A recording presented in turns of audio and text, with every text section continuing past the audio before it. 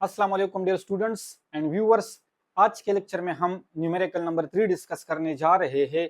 Numerical का statement है in a rifle tank 500 waves passes through a certain point in 10 seconds. If the speed of the wave is 3.5 meter per second, then find the wavelength of the waves. तो statement का मतलब ये है कि हमारे पास एक rifle tank है। Rifle tank means wave produce करने वाली डिवाइस को हम राइफल टैंक कहते हैं।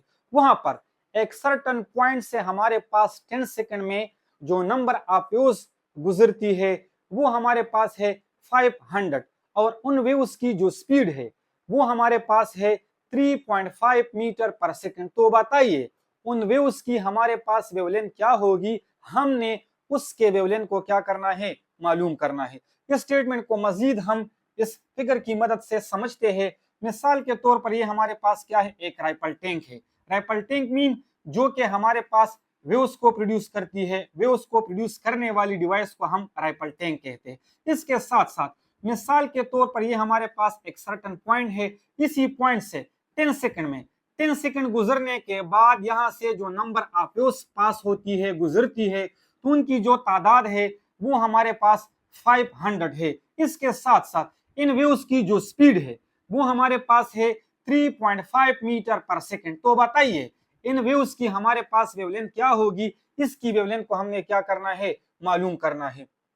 तो न्यूमेरिकल को सॉल्व करने के लिए हमने सबसे पहले स्टेटमेंट से गिवन डेटा को निकालना होगा। नंबर ऑफ वेव्स जिसको हम n से रिप्रेजेंट करते हैं वो हमारे पास कितने हैं, 500।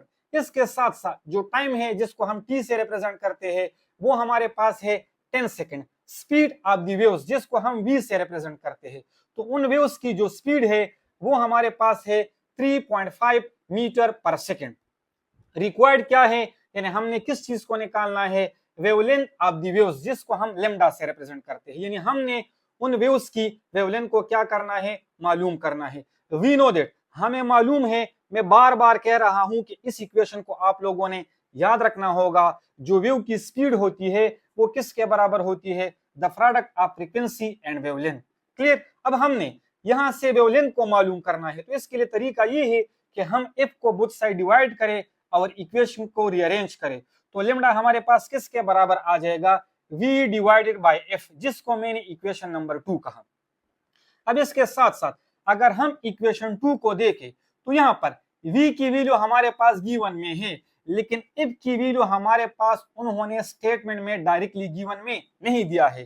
तो हमने सबसे पहले f को मालूम करना है। आल्सो वी नो दैट, यानी f फ्रीक्वेंसी के बारे में भी हमें मालूम होना चाहिए। जो फ्रीक्वेंसी होती है वो किसके बराबर होती है, number of waves divided by time, जिसको मैंने इक्वेशन 3 कहा। तो आप लोगों ने इसी इक्वेशन 3 को यहां पर इक्वेशन 2 में f की जगह पर क्या करनी होगी, पुट करनी होगी। Put equation 3 and equation 2। तो मैंने क्या कर दिया है, इक्वेशन 3 में इक्वेशन 2 को पुट कर दिया है।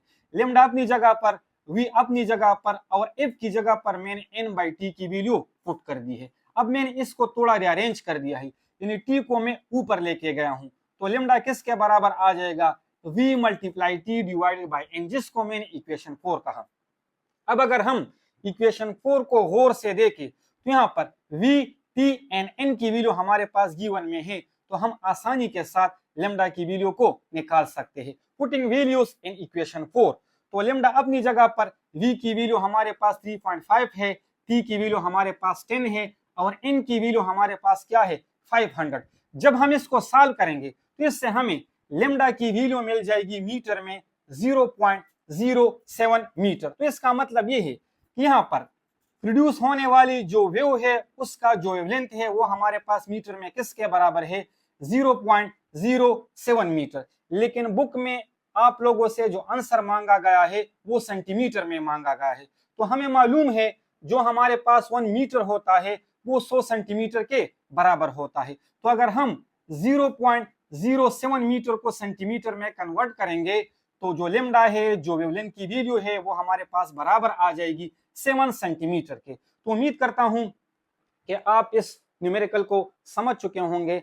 हमारे पास वेवलेंथ की जो वैल्यू आ चुकी है वो सेंटीमीटर में 7 सेंटीमीटर के बराबर आ चुकी है।